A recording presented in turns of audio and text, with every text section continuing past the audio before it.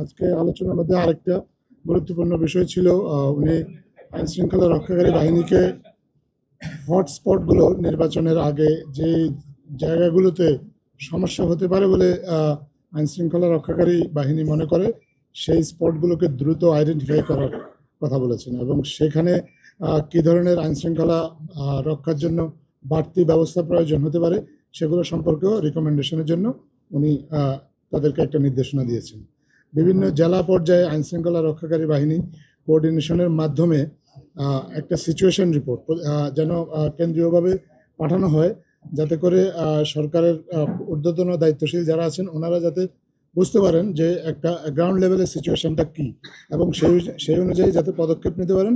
এই জন্য situation report কেন্দ্রে পাঠানোর জন্য আইন শৃঙ্খলা রক্ষাকারী বাহিনী যারা যেসব বাহিনী আছেন সবাইকে উনি একটা নির্দেশনা দিয়েছেন।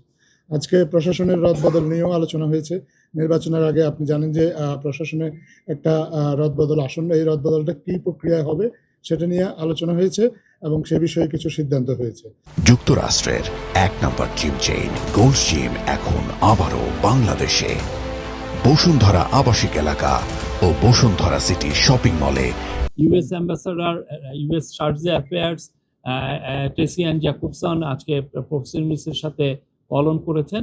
এটা খুবই একটা সৌহার্দ্যপূর্ণ একটা পরিবেশে মিটিং হয়েছে। সেই মিটিংয়ে ইউএস এর বাংলাদেশের যে ট্যারিফ টক্স, তারপরে কাউন্টার টেরোরিজম, আমাদের ইলেকশনের প্রস্তুতি, কনসেনসাস কমিশনের যে ডায়ালগগুলো হচ্ছে সেগুলো নিয়ে কথাবার্তা হয়েছে।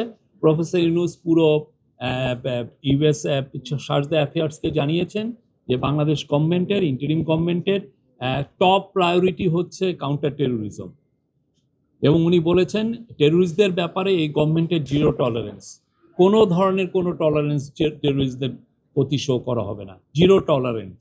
উনি এটা দায়িত্বহীন কণ্ঠে জানিয়েছেন।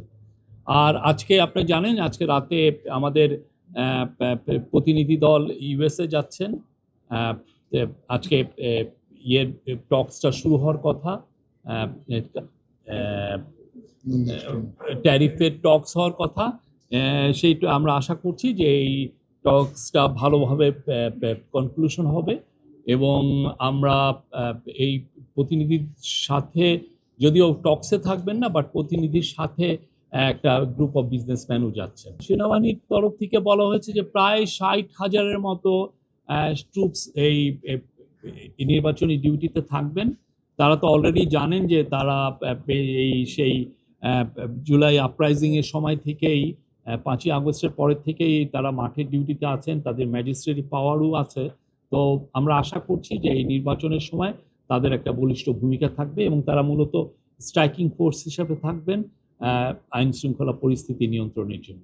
আমাদের যাতে ইন্টেলিজেন্স এজেন্সিগুলো তাদের কাজ জোরদারভাবে করতে পারে এবং ইলেকশনের সময় যাতে আমাদের ইন্টেলিজেন্সের কোনো ধরনের কোনো উইকনেস না থাকে সেই জন্য বলা হয়েছে এবং এই ক্ষেত্রেও আমাদের যাতে কোঅর্ডিনেশনগুলো ভালো হয় সেই জন্য বলা হয়েছে। গোপালগঞ্জের বিষয়ে তো আমাদের গভর্নমেন্ট একটা ইনকোয়ারি কমিশন করেছেন। তারা একজন সুপ্রিম কোর্টের একজন রিটায়ার্ড জাস্টিস এই বিষয়টা দেখছেন এবং তারা অবশ্যই উনি দেখবেন যে আমাদের কোনো ইন্টেলিজেন্স ফেইলিউর ছিল কিনা গোপালগঞ্জে। রদবদল হবে, কিন্তু সব জায়গাতেই রদবদল হবে এমন কোনো সিদ্ধান্ত হয় না। যেখানে যেখানে প্রয়োজন শুধুমাত্র সেখানে রদবদল হবে বলে সিদ্ধান্ত হয়েছে।